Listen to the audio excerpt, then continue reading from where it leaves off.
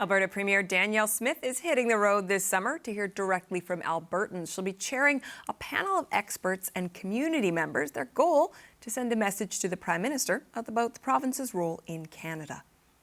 The Alberta Next panel will put Albertans in the driver's seat. It will give them the rightful opportunity to decide how Alberta can become stronger and more sovereign within a united Canada.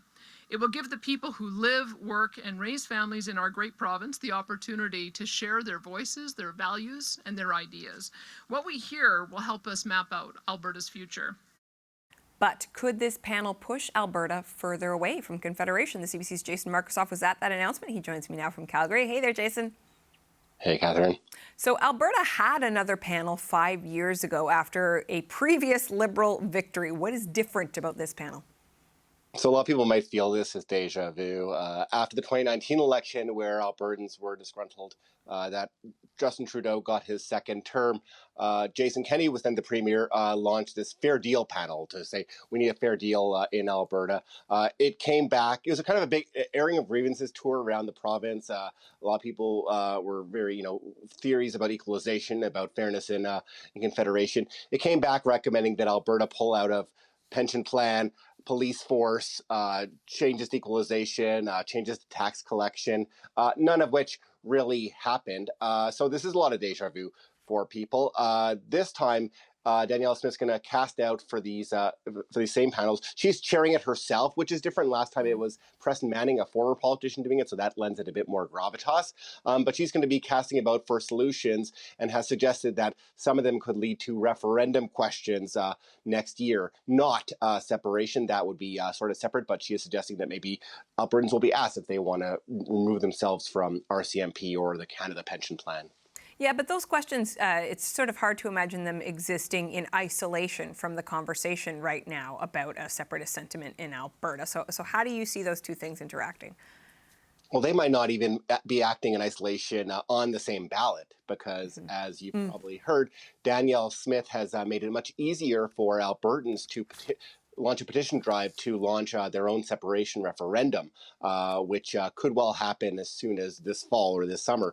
So it's theoretical that the separation referendum could be alongside a question asking, do you want to remove yourself from the pension? Do you want to remove yourself from federal tax collection somehow? So it's going to be weird that people are going to be asked, could be asked at the same time, do you want to leave the country? And also, if not, do you want to do these other lesser things? I'm not sure how that will play with the anti-Ottawa psychology of some Albertans, but it'll probably confuse a lot of them. It's certainly going to be fascinating. So fascinating that we want to talk more about it. So, Jason, I'm going to ask you to stay with us. We're going to bring in the rest of the Power panel now to discuss this. Emily Nicolas is a columnist for Le Devoir. Michelle Cadario was Deputy Chief of Staff to former Prime Minister Paul Martin. And here with me in studio is Kate Harrison, a Conservative political analyst. Hello, everybody. Kate, since so much of this does have to do with sort of politics around the Conservative movement, I'll start with you.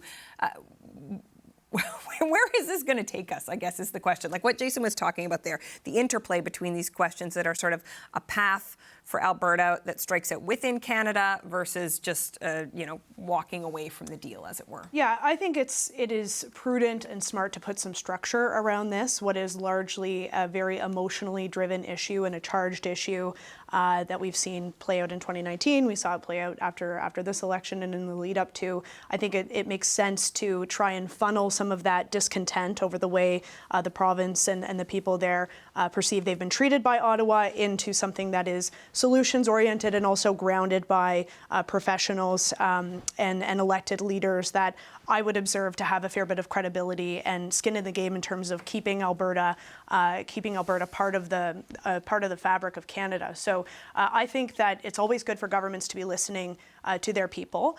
Premier Smith has a bit of an unenviable task here in terms of trying to bridge a couple of different constituencies, some that are more motivated than others in terms of this question around succession. And I think that the way that she's going about it, as opposed to just leaving it to referenda and providing, frankly, a little bit of leadership that she is invested in by being a part of this panel, I think that will demonstrate to the constituencies at play, that she's trying to hear them out directly and provide a bit more of a solutions-oriented outcome here. Michelle, I do want to bring you in here, but I just want to give folks a bit of a sense of some of the names on this panel. So obviously the Premier chairing it herself, Rebecca Schultz, Minister of Environment and Protected Areas, is one of the panel members. We have names like Trevor Toome, who people will know from University of Calgary, weighs in on economic policy often.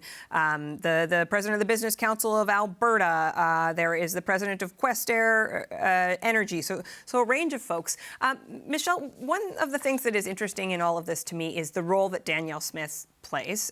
Kate was talking about it there, but the extent to which she becomes an advocate for Alberta remaining, how vocal she becomes about Alberta remaining in Canada at this moment, because she's the one who made it easier for these referenda to go ahead in the first place. Thoughts?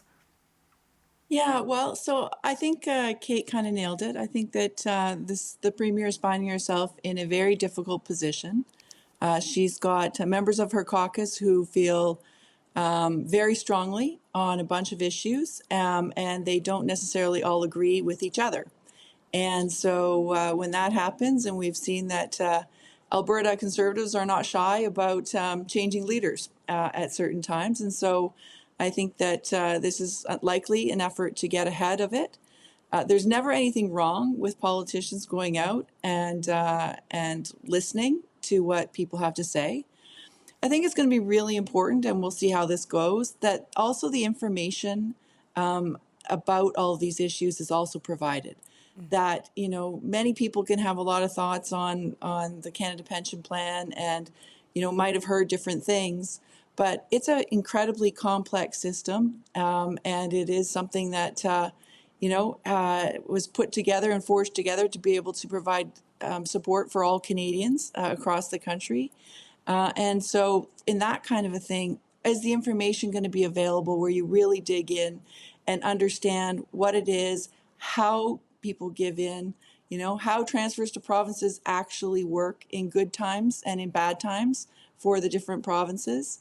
And that it's and that nothing is quite so easy as just kind of a yes, no necessarily on a plebiscite. So I hope that if they're taking this on, that they're doing it in a very in-depth way. I hope that there's a lot of information available to the public in easily accessible and also in a very digestible form.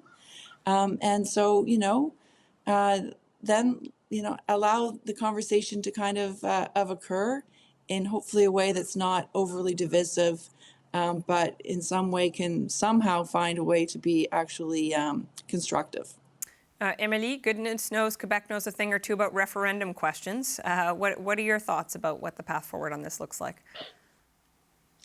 There is a way in which I think in Canadian mindsets we associate the word referendum with sovereignty because of Quebec history, while really they can be referendums on anything. And I think what Jason said about that was really important as a reminder.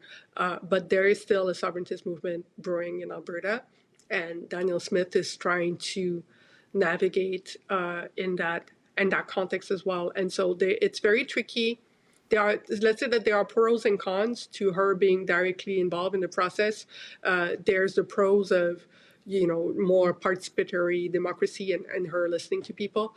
But there's obviously the cons of when your job is to do the politics and it's not an independent consultation of any sort. It might look like you are having answers and looking for questions, essentially, or just that you already have in mind something that you want to do, and that the consultation process is something that's there to rubber stamp your political agenda that was already planned. And so it's very tricky for a sitting premier to be chairing or to be heading a process like this directly. There's also always questions that journalists can ask about anything that is said in said commission or in said consultation in terms of whether or not the premier agrees with it or not, because there is not that element of distance from the process. And so I understand that it's her way of saying I'm going to be listening to the population and trying to salvage very tense partisan relationship. But at the same time, it's very much a double-edged sword the way I see it. And depending as well I'm saying it as a double-edged sword, let's say, informed by some of Quebec histories when it comes to that kind of more participatory democracies as well. It needs to be done in a way that's very, very smart. Jason, what is your sense of Albertans' willingness to engage with a process like this? Like, how much appetite do you think there is in the province to have these kind of conversations with the Premier and this spectrum of folks? So if we go back to the Fair Deal panel 5 years ago, very few people attended. A few people who believe in those kind of firewall, get Ottawa out of my face mentality came up. When it's the Premier here, to Emily's point, it's going to raise it. The rate just takes much more. I mean, a few weeks ago, we saw a meeting in a small town of Fort Macleod, Alberta, down near where there's a proposal for a big coal mining project, which the province has more or less approved exploration for. And hundreds of people showed up and very angry, heated. So I'd imagine at any of these, when it's almost open mic night in front of the Premier, you're going to get people who are angry at her over healthcare, angry at her over teacher negotiations. On the other side, people who have questions about, and we've heard this asked at town halls with the Premier there before, about chemtrails, about water fluoridation, about separatism. So these could get really unruly and wild if they're not really managed well. Having some people like Trevor Toome, the economist, and Adam Legg from the Business Council might ground it in some economic reality and with some hard facts, as Michelle said. But I can see the potential for these to go off the rails pretty quickly and become an interesting political spectacle.